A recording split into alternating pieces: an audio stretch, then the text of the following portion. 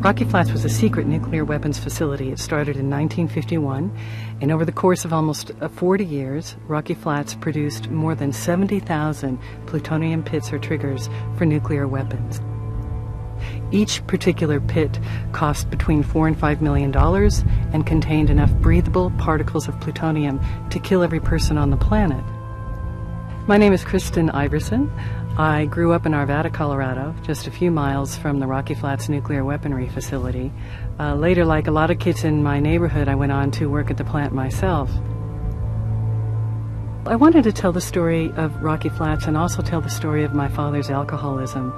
And so as a family, we were really unable to deal with my father's alcoholism, and our family was disintegrating because of it. And we also couldn't talk about Rocky Flats, and our community was disintegrating. It was deeply divided.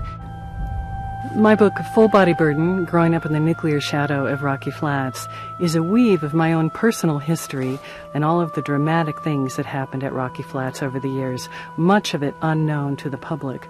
Ultimately, I wanted to put a human face on what I felt was a very inhumane story. My parents thought they were raising their 4 children in the most idyllic environment. And we were outside all the time, riding our horses in the fields around Rocky Flats, swimming in Stanley Lake, which was and is contaminated with plutonium. There were many, many environmental disasters at Rocky Flats, more than 200 fires, extensive radioactive and toxic contamination in the soil and the water and the air. And there was a huge fire at the plant. We came very, very close to a Chernobyl-like accident at that time.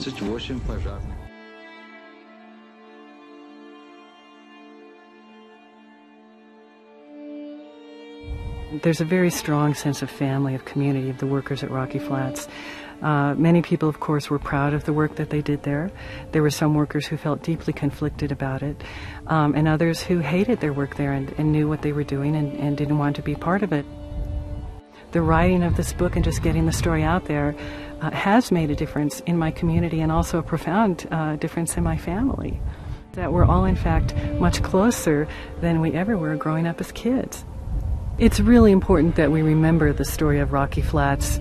Certainly in my generation and my parents' generation, we saw a lot of health effects and cancers and thyroid issues and that sort of thing at Rocky Flats, and there have also been DNA changes. We saw a lot of things in the animals, strontium in the bones of the horses, radioactive rabbits, plutonium detected in the bodies of deer and cattle. And these are things that it's not just going to happen and then go away. They have long-term lingering effects well into the future. And then the broader issue is, truth and transparency, and how, as citizens and as workers, can we trust our government? Can we trust these private organizations to tell us the truth when they're putting our lives, our health, and even our properties at risk?